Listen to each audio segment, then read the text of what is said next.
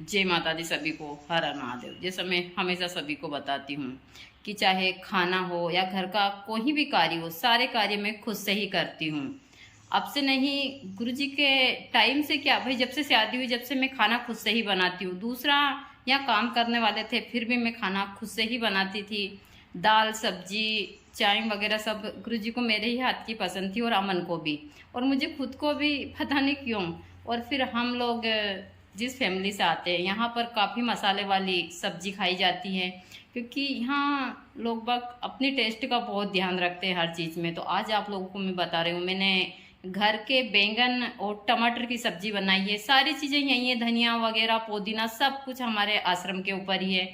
तो आज मैं आप लोगों को, मैंने सब्जी बना ली, अब सिर्फ आपको सब्जी में बता रही हूँ, क्योंकि मुझे इतना टाइम नहीं मिलता कि मैं सारी अब रेसिपी उसकी बताऊं। लेकिन मैं मसाला बाजार से मंगवा कर घर पर ही पीसती हूँ मिक्सी में।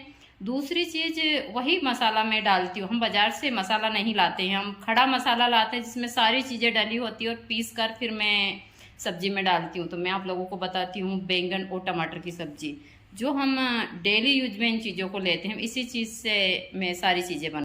यहाँ हमारी बैंगन और टमाटर की सब्जी है, एकदम ढाबा टाइप है। या खाने में भी बहुत टेस्टी है। हम 2 लोग हैं तो फिर इतनी सब्जी बहुत है हम लोगों के लिए। तो हम इसी हिसाब से, हमारे यहाँ पर ज़्यादा तेज़ खाना खाया जाता है, क्योंकि जिस फैमिली से आते हैं भाई उन लोगों का इसी हिसाब का वो होता है।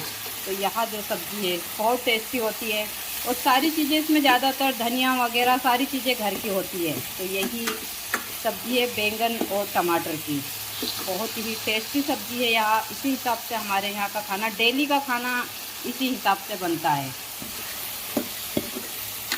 आज मैंने आप लोगों को आज यह चीज़ मैंने इसलिए आप लोगों को बताई कि मैं सारे काम खुद से करती हूँ, ऐसा कुछ नहीं है।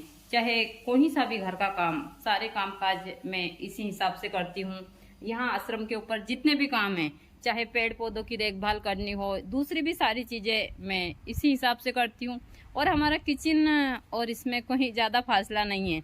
मैं पर्दा खोल लेती हूँ, पूरे आश्रम का मुझे वो सारी चीज़ें दिखती है। पहले किचन दूसरी जगह था, तो मुझे थोड़ी सी घुटन होती थी, उसमें हवा नहीं लगती थी। फिर गुरुजी ने मेरे लिए यहाँ किचन बनाया। गुरुजी को मेरे हाथ का खाना बहुत ही टेस्टी लगता था, वो हमेशा मेरे ही हाथ का खाना खाते थे। हम बाहर भी जाते थे तो कितना भी अच्छा खाना बनता था, हम लोग नहीं खाते थे। तो मैं सारी चीज़ें खुद से ही करती हूँ, और हमारी एकदम देसी साधारण, और सारी चीज़ें गांव के हिसाब से ही है। ऐसा यहाँ कुछ नहीं है कि यहाँ कुछ वीआईपी है, सारी चीज़ें गांव के हिसाब से, और इसी हिसाब से हमारी चीज़ें चलती हैं।